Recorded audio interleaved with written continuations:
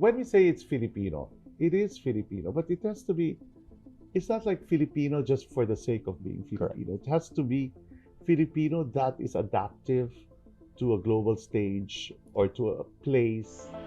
Hi, I'm Chad, Managing Editor for BluPrint, and welcome to BluPrint Conversations. Here we explore the ideas, stories, and innovations shaping architecture and interior design today.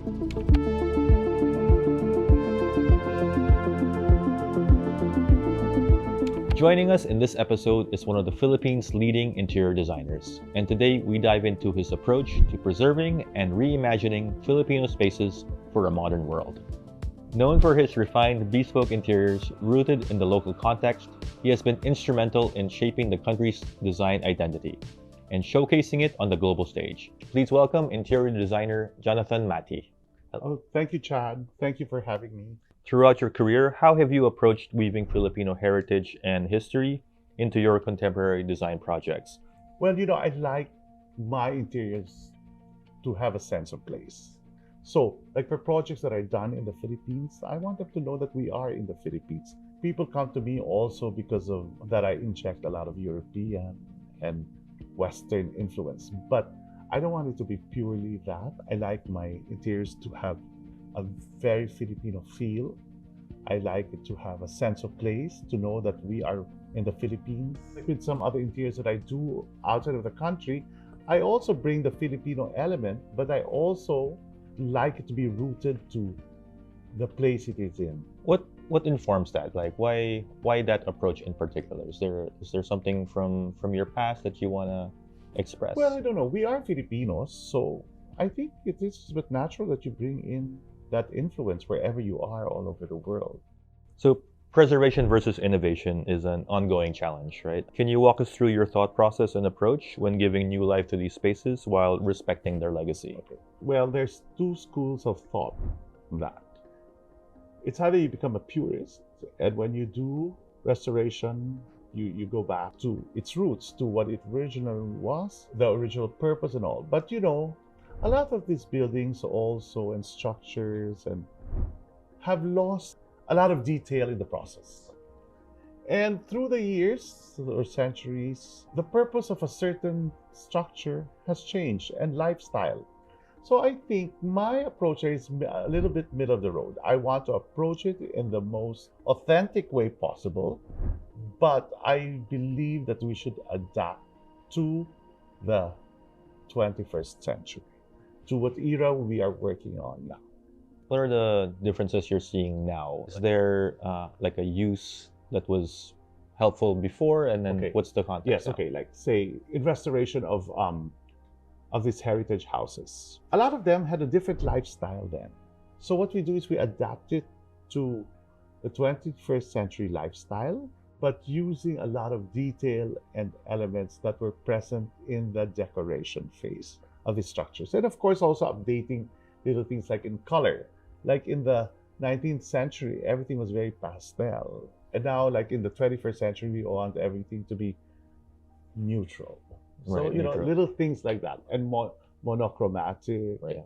So in terms of international collaborations, like your partnership with Gournay, have brought global attention to Filipino design. What inspired them to seek your partnerships? And what did they mean to you personally and to the country's design community? It happened serendipitously. Okay.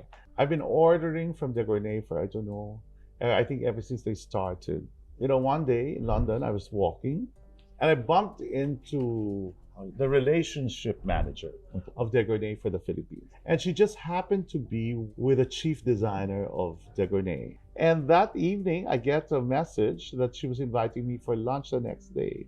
And then at that lunch, she just popped a question and asked me if I would like to collaborate with them on something. And I said, of course, yeah. Why not? Yes. So that's how Latina Manila came to be.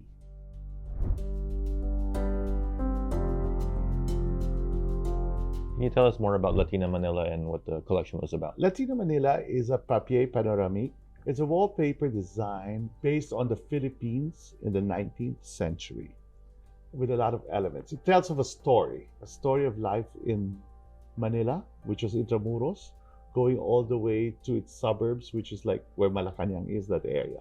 Can you talk a little bit about the impact of that collaboration had, like here locally and even like abroad? Okay, well, yes. Well, it brought the Philippines to the world map. I would think so. The wallpaper is like in all of their Gournay's showrooms all over the world, Paris, New York, London. And since everything is handmade and hand painted, it became very collaborative for the designers to work on it also. Because the thing with Latina Manila is you can make it your own. Not one specific will be the same. That's nice.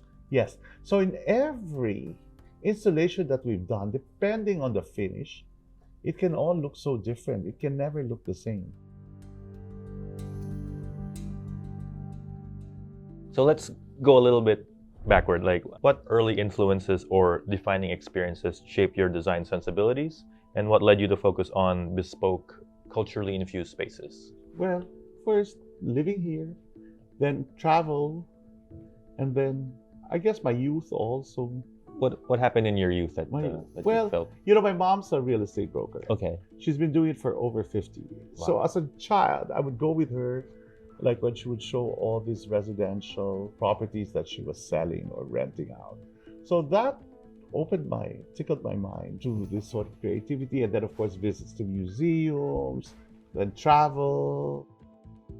As you established yourself in the field, what local traditions, materials, or crafts did you find particularly compelling?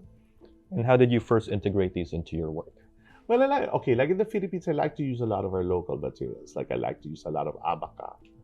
I like to use a lot of rattan, bamboo, plus local weaves. Mm-hmm.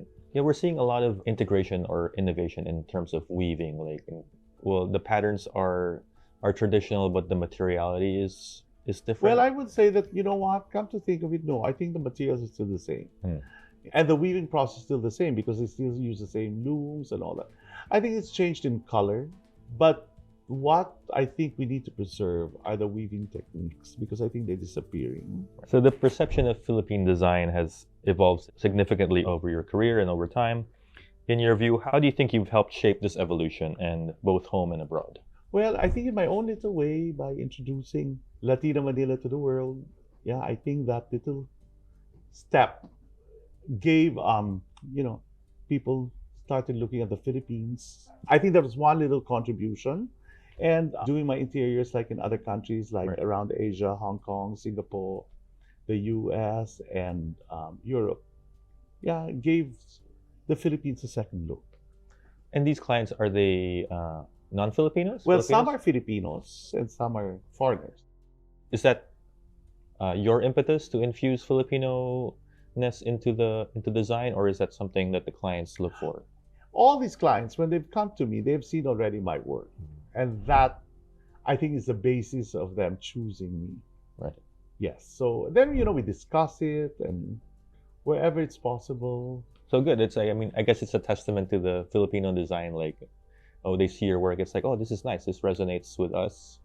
Yes. Like, But when we say it's Filipino, it is Filipino, but it has to be, it's not like Filipino just for the sake of being Filipino. It has to be Filipino that is adaptive to a global stage or to a place. I think that's a Filipino value, that we're adaptive. So Yes. would you say even our design is adaptive? Yes, too? I would think so, yes. Because we have an infusion of a lot of influences. Right. Like we have American, we have Spanish, we have Chinese. And, if you look at my interiors, there is all those elements Right. all the time. Looking ahead, how do you envision the future of Philippine interior design, especially as designers are collaborating across borders? Well, you know what? I think Philippine interior design is moving forward and it's getting better. And like I was telling Jewel earlier, like I saw a place and I was so impressed by it. And I said it was so beautiful. It was done so well. And I told her, oh, even I couldn't have thought about it, doing it. And I thought it was beautiful. And a lot of the spaces I see now are just remarkable. How do you think we fare in comparison to, say, international communities or like within the region? Okay, within the region and within the world, we can do it. The aesthetic, okay, if you say you want to bring Filipino everywhere. If it is not in their culture, they cannot adapt it. If we just like do it purely that way, what we need to do is we need to inject it, but you need to adapt the culture that you are doing it in. Like say you want to do it in America. You cannot just give them all this ethnic stuff that we like, that we like here, because it's not their aesthetic. But what you can do is you can pick up little details, little materials, and infuse it. Well, Jonathan, thank you for joining us and for sharing your dedication to honoring Filipino culture through design. Oh, thank you for having me. It is my pleasure and my honor to be on your show to express my thoughts and ideas on design. And now we'd love to hear from you. How do you see the role of cultural identity evolving in interior design? Let us know in the comments below. If you enjoyed this episode, don't forget to like and subscribe. And this has been BluPrint Conversations.